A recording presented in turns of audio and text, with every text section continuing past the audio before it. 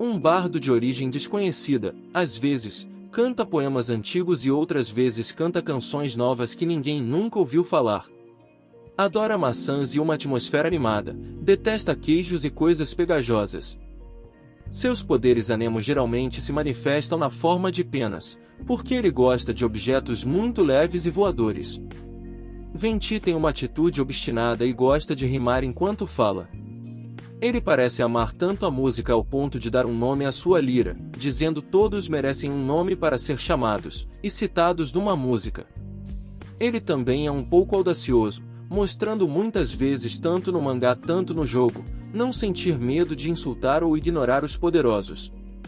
No jogo, por exemplo, ele brinca com Paimon, dando apelidos e imitando ela. Venti gosta de andar por Mondstadt tocando músicas pro seu povo, sendo que quase todos desconhecem sua identidade verdadeira como Arconte Anemo.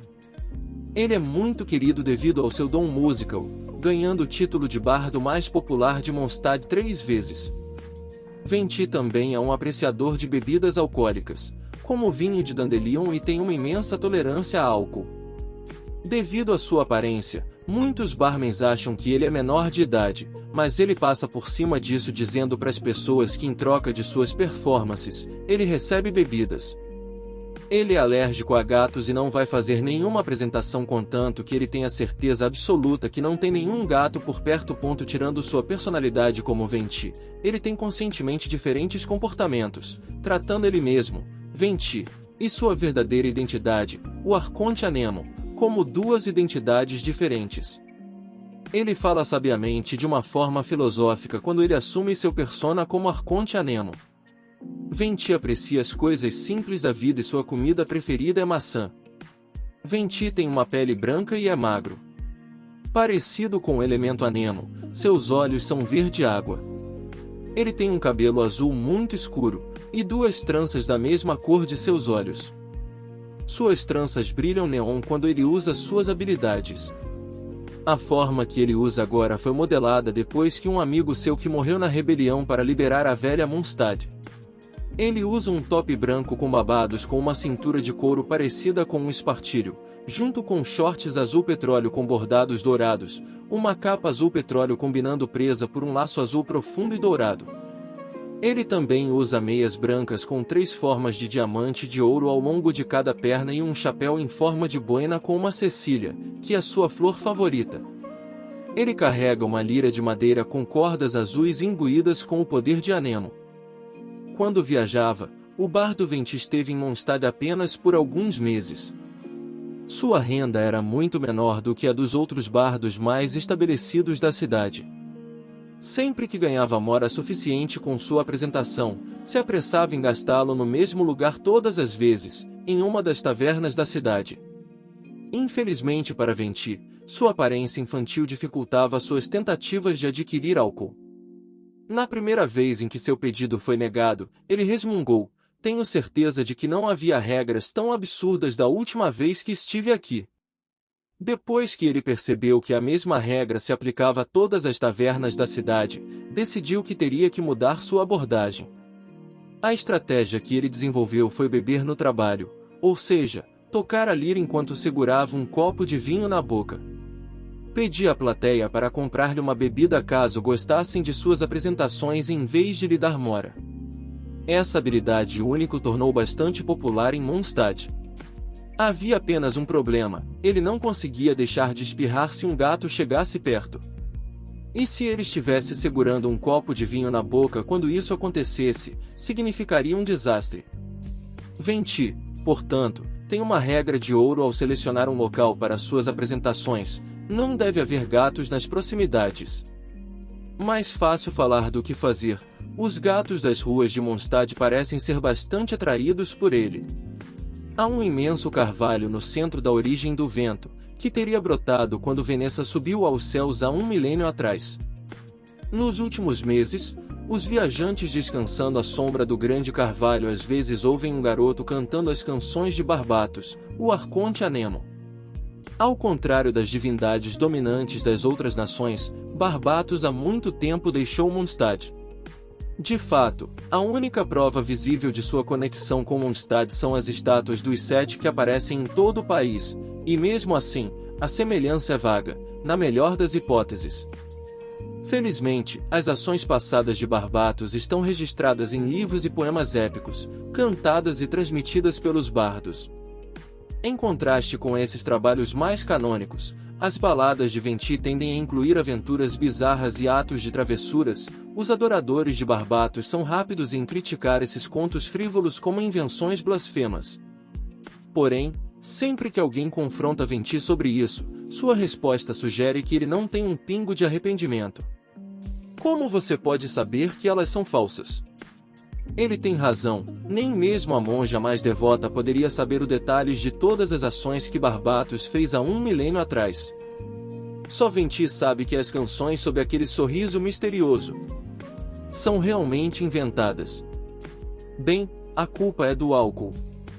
Há cerca de 2600 anos, a Guerra dos Arcontes ainda não havia terminado e o mundo ainda não havia caído sob o domínio dos Sete. Naqueles dias, a cidade chamada de Mondstadt era cercada por ventos impenetráveis até mesmo para as aves do ar.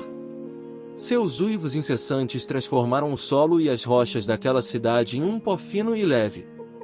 O Senhor do Vento que vivia em sua alta torre era Decarabian, deus das tempestades.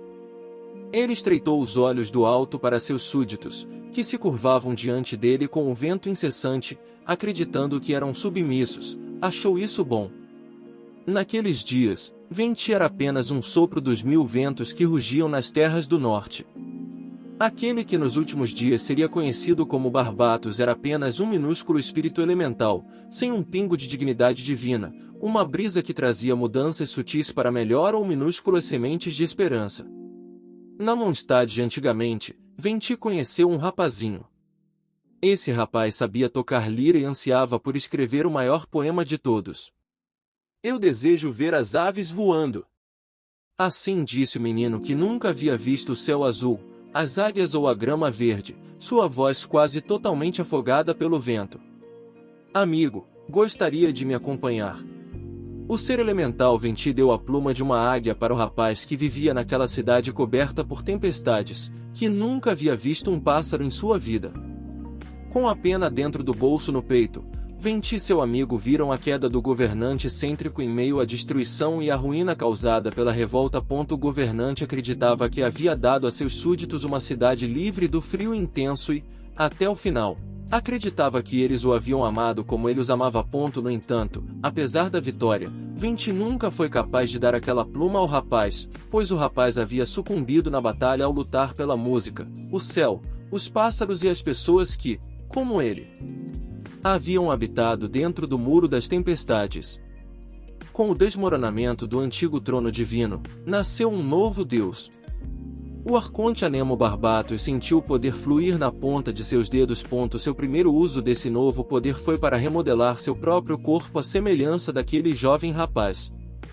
Pois somente se usasse a forma humana poderia tocar a lira que o rapaz tanto amava. Tocando as cordas, ele espalhou o gelo e a neve e dividiu as montanhas com um vento divino. Ele fez com que Mondstadt se tornasse uma cidade de liberdade, uma nação sem rei.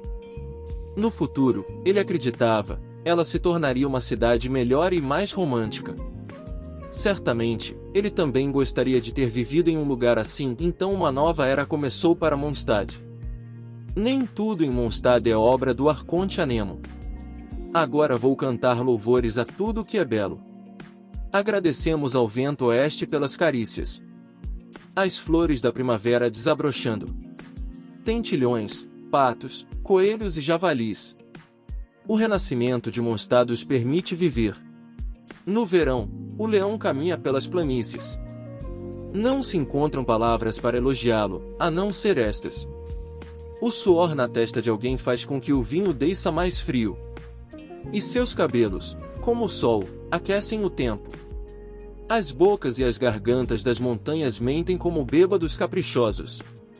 Mas o vento leste não se importa, pois ele não anda, voa, voa abaixo, sobre as árvores frutíferas. E suas asas trazem a colheita das coisas que crescem. O vento norte dorme na floresta silenciosa. e ao seu redor caminham os lobos.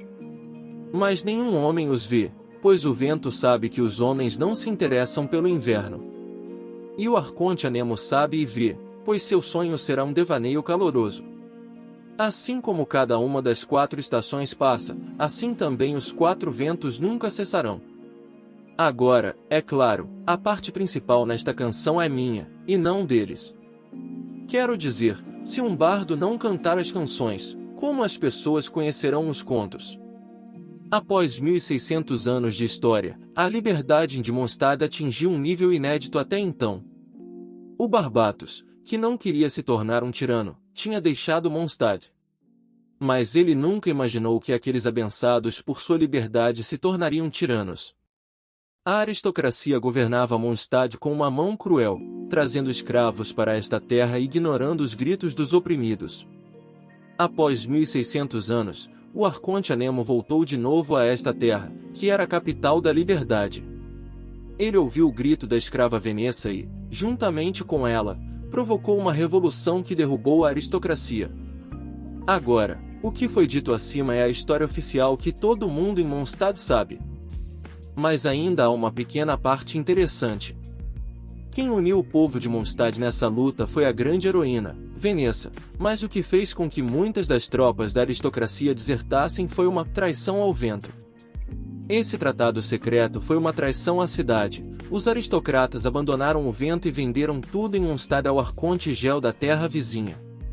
No final do tratado, havia uma insígnia que não poderia ser usada por ninguém, exceto seu dono, Rex Lapis.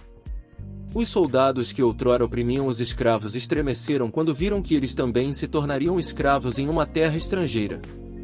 As notícias e o conflito se espalhavam como fogo, consumindo a aristocracia. Apenas muitos anos depois os historiadores descobriram que esse tratado era falsificado. Na verdade, Venti já havia praticado a arte da falsificação para pregar peças no arconte Gel, mas nunca conseguiu enganar o deus da riqueza e do comércio.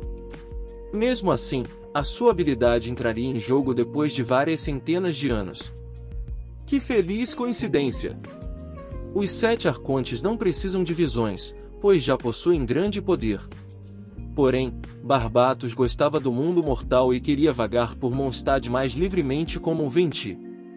Assim, ele construiu um enfeite de vidro muito parecido com as visões usadas pelos escolhidos dos deuses.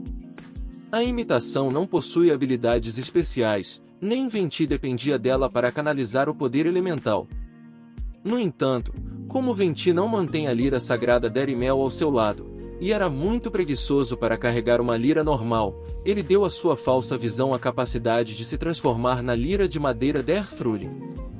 Tem interesse em saber mais sobre os personagens de Genshin Impact? Não deixe de acompanhar o canal para mais conteúdos desse tipo. Obrigado por assistir até o final e até a próxima!